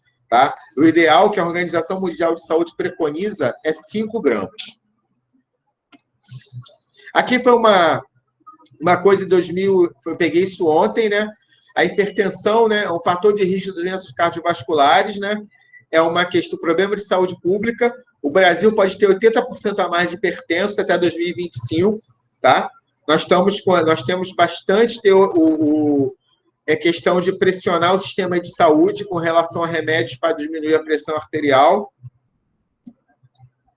E outro setor, né, outra notícia que mostra que o diagnóstico de hipertensão aumentou 14% no Brasil nos últimos 10 anos, principalmente entre mulheres, né? E um fator de risco é a obesidade, e um fator que agrava isso é a obesidade, né? Porque a má prática de fazer exercícios físicos. Então, a indústria de alimentos, pessoal, ela precisa, né, contribuir dessa forma, né, oferecer produtos, né, que tenham um valor menor de sódio na sua formulação. Então, isso é muito importante, né, para que a gente se atende às necessidades do consumidor. E, embora existem e tem legislações no mundo inteiro, né, para a redução de sódio em alimentos processados, a gente sabe que reduzir sódio é uma coisa muito difícil, precisa reduzir paulatinamente. Então, esses acordos eles pregam a redução de 20% ao ano, né? E até a questão de rotulagem também, né, para induzir, mostrar para o consumidor da questão do teor de sódio está sendo verificado também para que a pessoa faça uma escolha mais consciente desse alimento. Tem um termo de compromisso, né, de 2011 da BIA, né, que é a Associação da Indústria de Alimentos, né, que ela recomenda até esse ano a ingestão diária de 5 gramas de pessoa por dia do sódio dos produtos alimentícios. Ela primeiro fez com a indústria de panificação, né? Não é à toa, né? Porque os produtos de panificação têm um consumo diário, né? No Brasil, da nossa dieta. Mas as categorias de queijo, né? Mussarela, requeijão, queijo Minas, queijo prato, né? Também o próprio queijo petit suisse, já que os conservantes também contêm sódio na sua formulação, né? Precisa ser reduzida. Embora lácteos não seja uma coisa tão badalada quanto carnes e panificação, né, a indústria de laticínios precisa cumprir seu papel para isso também. Então, precisa reduzir, mudar os conservantes de bebidas lácteas, de queijos, né, diminuir o teor da salga dos produtos, formular uma salga mais saudável, né, com relação a diminuir o teor de cloreto de sódio, ou fazer um mix para outras alternativas, né? Nessa salga, a alternativa mais interessante é adicionar o KCl, o cloreto de potássio. O grande problema quando adiciona o cloreto de potássio é que você tem um sabor metálico, um sabor amargo, né, que deprecia a característica do consumidor, a característica do produto. E você tem que também botar em consideração quando você você reduz sódio no seu sistema, né, e adiciona o cloreto de potássio, um outro tipo de sal. Você não muda só a sensorial, você muda todas as características de maturação do produto, as características dos compostos voláteis que são gerados, as características da viabilidade da cultura starter, da cultura láctica, da cultura probiótica. Então, eu preciso fazer testes preliminares para isso também nos parâmetros de qualidade do produto. Além da fatiabilidade, derretimento, da questão do on-off, a expulsão de gordura, né, para queijos, né? Do food service, isso é bastante importante que seja feito também nos parâmetros de qualidade intrínseca dos queijos. Então, baseado nisso, a gente nota que os queijos têm o segmento no setor dos laticínios a ser o alvo na questão de redução de sódio. Principalmente efeitos na maturação, nas propriedades geológicas, nas propriedades funcionais, né? E a aceitabilidade do consumidor. Cada queijo funciona de uma maneira, cada matriz funciona, cada tipo de processo funciona de uma maneira, e eu preciso fazer testes de acordo com a realidade do meu laticínio, tá? Para saber testes preliminares, fazer estudos pilotos para verificar se aquilo ali vai ter um impacto crucial nos parâmetros de qualidade do produto. A função do cloreto de sódio nos queijos é a estabilidade microbiológica, né? Porque ele impede o crescimento de patógenos, né? Ele reduz o teor de água no produto, e a água é essencial para o crescimento de patógenos, né? Ele ajuda no crescimento do desenvolvimento de propriedades funcionais e reológicas, né? Que do ponto de vista tecnológico é muito importante, né? Para o queijo, né? A questão da fatiabilidade, derretimento, a questão da formação, né, do perfil de textura do produto, né, do corpo do queijo, e o próprio sabor do produto, que é o sabor sensorial, tá? Que a gente aprecia o gosto salgado. E quais são as alternativas tecnológicas para desenvolver queijos reduzidos de sódio, né? Primeiro, reduzir o sódio na formulação. Uma redução simples, sem adicionar nada. Mas eu preciso de um teste sensorial para isso, até que ponto o consumidor detecta uma mudança na aceitação do produto. Ou no caso do requeijão, né, dos queijos processados, né, o queijo processado é um setor à parte, né, na questão de redução de sódio, porque eu tenho a salga do queijo, né, que ele vem do queijo, ele não vem do leite, ele vem de uma matriz queijo, né, e eu tenho os sais fundentes. Esses sais fundentes, eles têm sódio na sua formulação, né. Então, hoje em dia, eu não consigo fazer queijo processado sem sais fundentes, né, porque eu não tenho o fenômeno da fusão da massa, que ocorre a altas temperaturas. Na verdade, o que eu tenho? Eu tenho o caseinato de cálcio, formando em caseinato de sódio, né, que expõe a parte hidrofílica, essa troca dos metais na matriz do produto, expõe a parte hidrofílica, né, das proteínas do queijo, né, e faz com que a proteína seja mais hidratada. E essa proteína sendo mais hidratada, ela se consegue ficar mais dispersa, né, na matriz do produto, né, e funciona também como emulsificante, ligando uma parte dela à gordura, pela exposição dos grupos hidrofóbicos, e a parte hidrofílica ligando à água. Isso reduz numa consistência, né, do produto no resfriamento. Então, isso acaba sendo bastante importante. Eu não tenho como tirar isso na fabricação do queijo processado ou do requeijão, que é o carro-chefe no Brasil. É um dos queijos, acho que é o segundo ou o terceiro queijo mais consumido no Brasil, depois do prato e mussarela. Isso oscila, acaba revezando entre os três.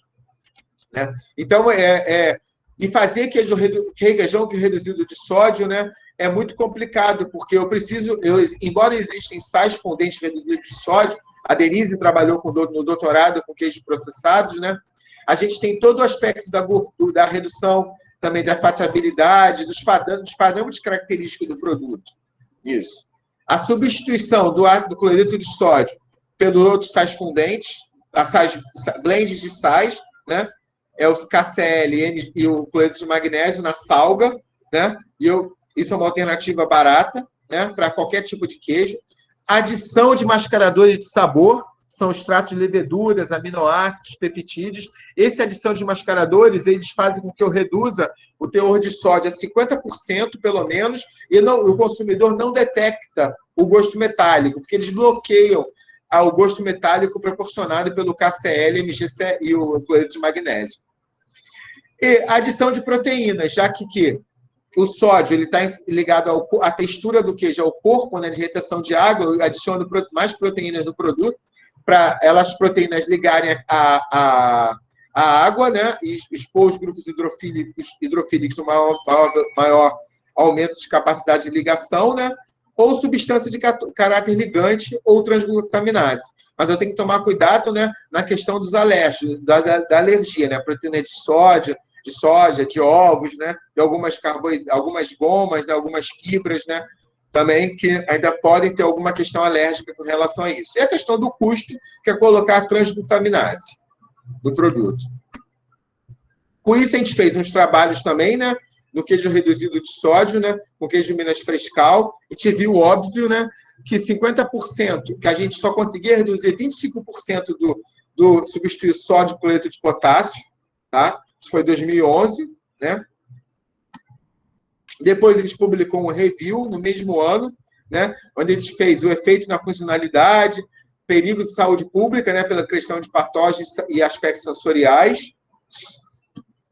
A gente fez um trabalho, trabalho da professora Renata e da professor Júnior, né, que eu colaborei com a parte sensorial do queijo coalho, que é um queijo bastante interessante também de reduzir sódio, né, também, que é o que menos tem trabalho com relação a isso, né? Esse artigo foi publicado no International Daily Journal, que é uma revista bastante interessante também, né? Que a gente verificou que não teve uma grande influência na redução de sódio e cloreto de potássio, né? Nos aspectos de qualidade do produto e na parte sensorial. E um trabalho que a gente verificou, né, foi da tese de mestrado de uma aluna minha do FRJ, Thaísa, que ela verificou qual a contribuição de queijo, né, para a ingestão de sódio dos brasileiros. Ela foi no mercado, né, fotografou vários queijos, né, da composição do rótulo nutricional dos queijos, que eu sou obrigado a colocar sódio, né, o teor de sódio, e verificou lá qual era a contribuição dos queijos, né, de acordo com a legislação.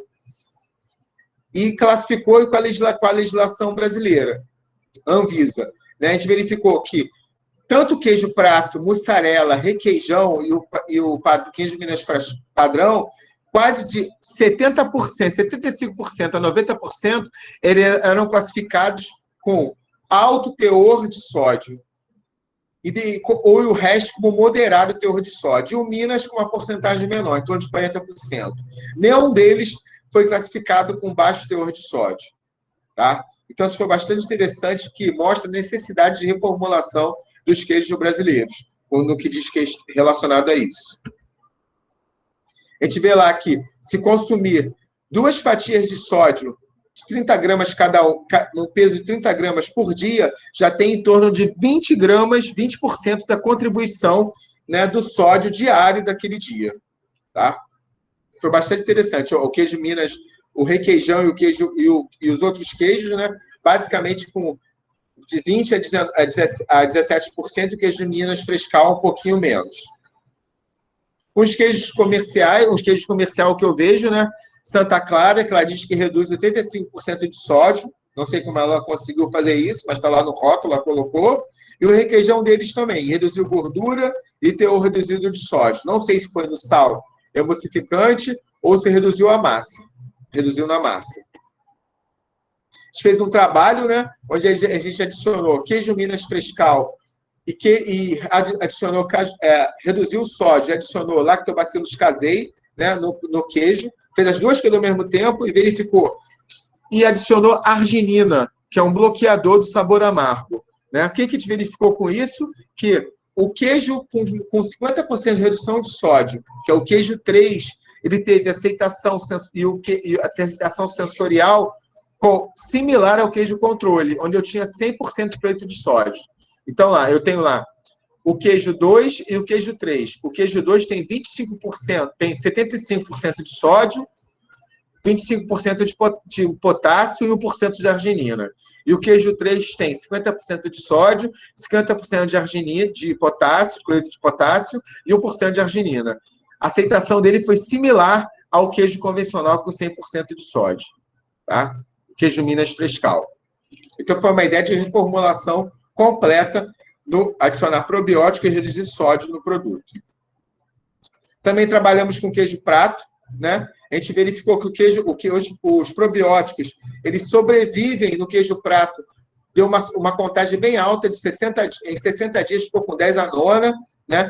Tanto a viabilidade como a funcionalidade, né? A funcionalidade deu 10 oitava, ele chegava no intestino com 10 oitava, né? A gente parou o estudo com 60 dias, né?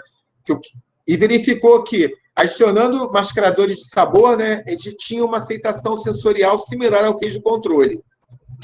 O queijo 4 e o queijo 5 é a arginina e o orégano, que a gente obteve a maior questão, a similaridade com o queijo convencional, que é o queijo 1.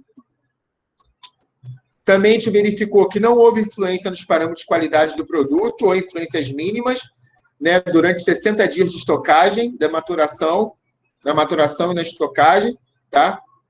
Pelos mascaradores de sabor e pela questão de adicionar cloreto de sódio, e na viabilidade da cultura probiótica também.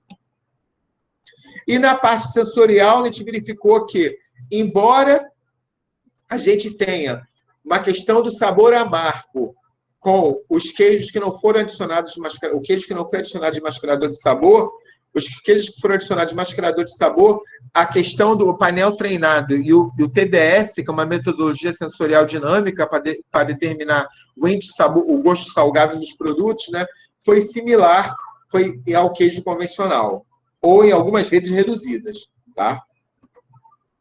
Já indo para o final, né?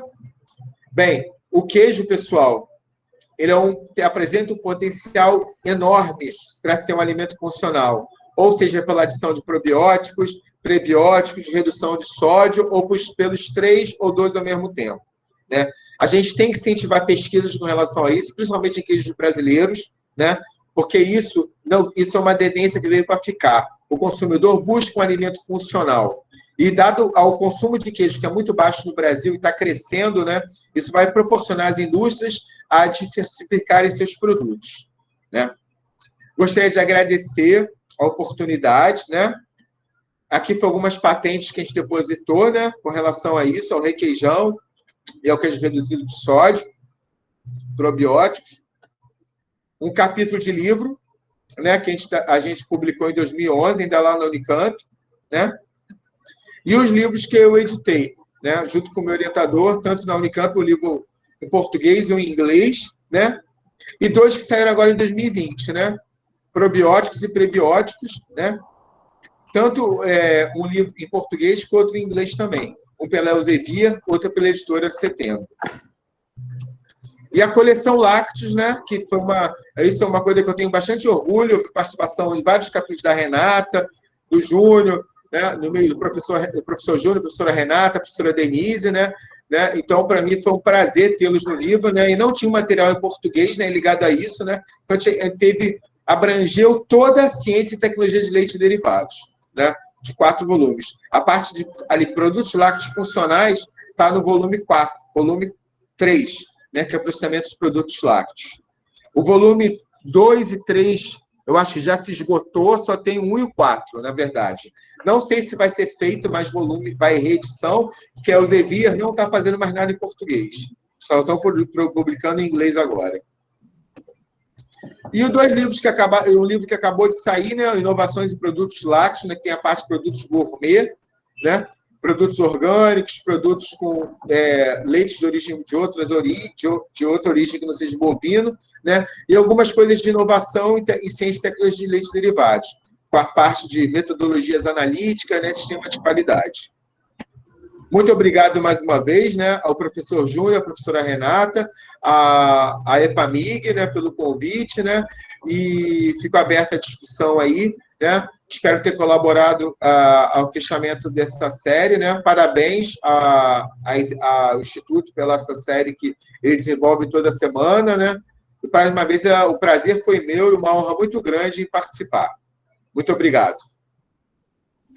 Obrigado, professor. Foi ótima a sua apresentação. Ficamos surpreendidos com a quantidade e a qualidade do conteúdo, né, apresentado por você. Tenho vários parabéns aí do público, a Renata vai comentar depois. Eu só queria registrar aqui a presença de alguns convidados, né, algumas pessoas que hoje nos brindaram com sua presença. Hoje tivemos mais de 70 pessoas participando no nosso bate-papo. Agradecemos aí o professor Adriano, a professora Renata, a presença aí do professor Sebastião, dos professores da EPAMIG e LCT. Agradecemos aí a presença dos professores, dos alunos, né, do ILCT, presença aí do nosso amigo da EPAMIG, o Ricardo Oliveira. Agradecemos aí a presença do Almir Silva, Alice Rodrigues, o Altegno e João Belo, que sempre estão presentes aqui no bate-papo. Acho que depois de mim, eles são os mais assíduos nesse espaço. O pessoal da Emater de Belmiro Braga, o Bruno Souza, o Kleber, a professora Érica Granato, o Getúlio Machado, Harley de Paula, o professor Jaime do México, o João Belo, Letícia Letts, o Lio, nosso amigo aí, aventureiro nos queijos, Marciana da Emater, professor Mário Passos, professora Vanessa Aglaê, Rosana Sartini, que sempre está aí presente com a gente, professor Múcio Furtado, que esteve presente também com a gente, o pessoal da Emater, do IMA, os produtores presentes, os alunos, os profissionais das indústrias que estiveram aqui, o pessoal do SEBRAE, né, do SENAI, e agradecemos aí, muito orgulho, Adriano, ter você nesse espaço, fechando o ano com chave de ouro, você que é um exemplo para nós de profissional, né? que tem um currículo maravilhoso. Isso demonstra sua dedicação, um rapaz novo, né, que já aí tem uma carreira brilhante, com quase 300 artigos publicados, 9 livros, 64 capítulos de livros. Então, agora eu passo a palavra para a Renata, né, para ela fazer aí as considerações. Obrigado. Obrigado, Adriano, por aceitar o convite, pela palestra, foi bastante instrutiva, muito boa. Tem várias pessoas aqui felicitando, dando parabéns pela sua apresentação. Eu não vou ler todas, gente. A gente está com o limite da hora, já são 11h50. Eu vou fazer apenas uma pergunta, que vai ser a primeira que foi feita. As outras perguntas eu estou colocando no chat, pedindo para vocês encaminharem para o Adriano por e-mail. Adriano, só confirma seu e-mail, é food@globo.com, certo? Isso, é isso mesmo. Eu vou passar aqui no chat e as pessoas podem enviar as suas dúvidas para você, porque a gente não vai conseguir, o que o tempo hoje já está no seu limite. Então, vou começar só uma pergunta, que foi a primeira colocada, do Marcelo Bergonzi. Professor Adriano, você tem conhecimento de trabalhos ou artigos com adição de kefir no processamento do queijo fresco para trazer características probióticas? Bem, na verdade, né, é uma coisa assim, o kefir, por si só, né, para ser probiótico, eu preciso ter identificado a cepa, né? Certinho, a linhagem e a cepa. O kefir, por si só, ele não é probiótico. A menos que eu faça um estudo, por exemplo, eu pego um kefir, né, de alguém, né? Eu faço primeiro uma análise metagenômica, né, de ferramentas de biologia molecular, para saber quem são aquelas cepas, né? E fazer um estudo clínico com aquele kefir, né? Com aquela matriz, né? Então, assim, umas coisas que as pessoas confundem, né? O próprio iogurte mesmo, o iogurte sozinho, ele não é probiótico, embora tenha benefício à saúde na hora de tomar iogurte, né? Mas existem alguns trabalhos, sim, mas esses trabalhos, né? Quando eles fazem, eles valem para aquela cepa que foi identificada, né? Primeiro, né? Ele faz um estudo de início e meio fim. E fazer metagenômica é uma coisa muito cara, né? Eu não sou de microbiologia, mas se alguém aí é de microbiologia, o Anderson lá na Unicamp trabalha muito com isso. Eu lembro que ele falou um preço de kit lá uma vez. Um kit é R$4.000, né? E o kit dá para duas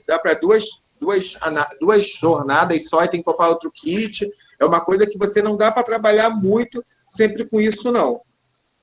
Tá? Mas o kefir, ele precisa ter um estudo completo com relação a isso. Tá? Eu já vi uns trabalhos, né? Assim, eu não estou discutindo assim, o kefir tem benefício à saúde. Tem benefício à saúde. Esse é fato. Mas dizer assim, que o kefir é probiótico, não, eu não vi em queijos, eu posso adicionar uma cultura de kefir, não fabricar um queijo Minas, um exemplo, ou qualquer queijo, na verdade, mas vai ser um queijo fabricado com cultura de kefir. Aí a Renata também é professora de queijo, a Renata e o Júnior também entende, Denise, pode falar alguma coisa, mas é mais ou menos nessa ideia mesmo. É porque o kefir é um mix, é uma mistura de bactérias, leveduras, então... E dependendo, que eu já vi algumas pessoas falando que dependendo de como você vai cultivando essas culturas que a gente pega o grão de kefir, você vai mudando as características. Cada pessoa tem uma característica diferente daqueles grãos de kefir. Ele não tem igual, porque depende da temperatura que você fermenta, depende de um monte de fator. Então, é bem complicado. Tem muita gente trabalhando com adição de kefir como fermento para fabricar queijo. Mas eu nunca vi trabalho nenhum falando a respeito de probiótico, assim, igual você falou, que tem que caracterizar e tem que provar que é probiótico, né? Então, é um estudo mais complexo. Alguém colocou esse, não podemos dizer que não é probiótico, não podemos, porque é o que a professora Renata falou, é um mix de cultura, então, se é um mix, quem vai estar relacionado para ter o probiótico, tem que ter caracterizado a cepa, certinho. Quem aquele consórcio de culturas está responsável por aquele benefício? Eu preciso isolar a cepa para saber. Ali eu tenho um conjunto de cepas, né? Leveduras, bactérias. Júnior, podemos fazer mais uma pergunta? É possível? Sim, por favor, Renata. Então, vamos para a próxima. Virgínia Mirtz. Professor Adriano, atualmente, como está a cadeia produtiva dos derivados de leite de búfala sem caseína e do leite de cabra? Você conhece algum produto com kefir do leite de búfala? Olha, a grande dificuldade, esses leites, assim, eu tenho um aluno, né, que ele fez doutorado comigo, né, ele que fez sorvete de leite de ovelha, né, não bovino, né, mas, assim, eu quase não trabalho com esse tipo de outros queijos desses produtos de leite, porque a dificuldade de obter, né, na verdade, é uma dificuldade muito grande de obter, né, esse tipo de coisa. Mas, assim, então, o leite de búfala ele tem mais gordura que o leite de vaca, né? Então, assim, para produzir queijo, ele tem um rendimento maior. Então, é um veículo muito interessante para adicionar probióticos também. A questão qual o preço que vai ser vendido a isso, né? Devido à dificuldade de encontrar esse leite, a sazonalidade, né, desse leite, né? O queijo de cabra tem a questão sensorial também, né? Que ainda é depreciada, né? Para muitas pessoas, assim, para muitas pessoas, o sabor dos ácidos capróico, cáprico. Então, assim, existem estudos sim, mas no Brasil são poucos estudos ainda com relação a isso, né? Eu tenho um aluno de doutorado que vai defender dia 23, ele trabalhou com uma bebida com soro de leite de cabra com suco de laranja.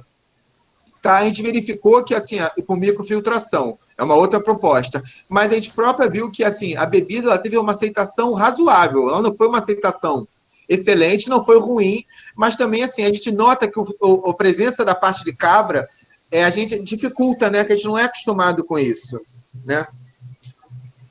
É verdade. As pessoas, quando comem um produto com leite de cabra, já têm uma sensação de que não vai ser bom por causa do gosto do leite de cabra.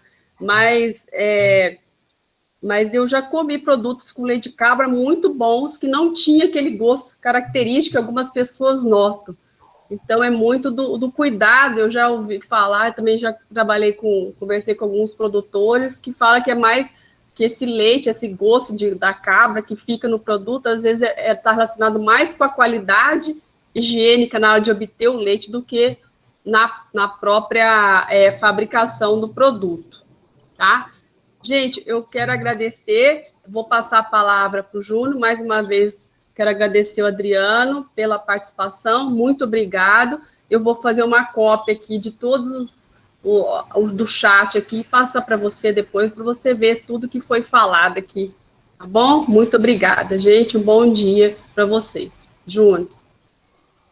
Eu então agradeço novamente, Renata, por ter feito o convite, né, pela escolha do tema, ter feito o convite para o Adriano, tema excelente, apresentação excelente, convidado melhor ainda, né? Então eu devolvo a palavra para o Adriano fazer as considerações finais, logo em seguida a gente chama aí o professor Sebastião Tavares para fazer suas considerações finais. Bem, só tenho a agradecer a Renata e ao Júnior, é um prazer, né? A gente sempre está junto em várias coisas paralelas ao mesmo tempo, né? Espero que a gente esteja mais junto em 2021 em outra questão, né? A gente tenha conversado, vamos estar, se Deus quiser, né? E é sempre um prazer, que são pessoas bastante competentes, né? Que contribuem bastante para a área, né? E conforme eu falei, né? Eles falam da mesma maneira que eles falaram de mim, assim, sem modéstia nenhuma, é uma coisa que eu falo sempre, em qualquer outros lugares que quando eu dou palestra, falo para alunos, assim, ó, as pessoas que eu tenho como referência é o pessoal que trabalha na EPAMIG, é o pessoal do Cândido Toste, porque são pessoas que vivem o leite. A gente trabalhou no mestrado e doutorado, mas a gente, assim, não é tirando um melhor, outro melhor, mas são pessoas que viveram o leite desde o início, né, assim, e que sabem com propriedade, bem, escrevem bem, falam bem, né, e que são bastante humildes no trato pessoal e no profissional e disponíveis a crescer juntos, né. Na parte, eu lembro do Júnior que desenvolveu uma bebida com refrigerante à base de soro, né, eu lembro desse trabalho, né, então sempre estou acompanhando essas coisas, sempre que saem esses posts, né, eu passo para o grupo dos meus alunos, assim, na verdade, para eles poderem ver, né, eles deram palestra no simpósio aqui da FRJ, né, então, assim, eu que agradeço o convite, parabenizo a vocês, né, a Denise também, né, que são as pessoas que eu conheço, né? Muito obrigado mais uma vez, viu? Obrigado, Adriano. Professor Sebastião, por favor. Júnior, eu quero dar os parabéns a você, Adriano, pela excelente palestra e fechou mesmo com um alto nível nosso último bate-papo tecnológico. E em seu nome, todos os palestrantes que estiveram conosco durante esse ano. Parabenizo você, Júnior, você, Renata, coordenação e moderação, e em seu nome também, em nome seus, eu convido,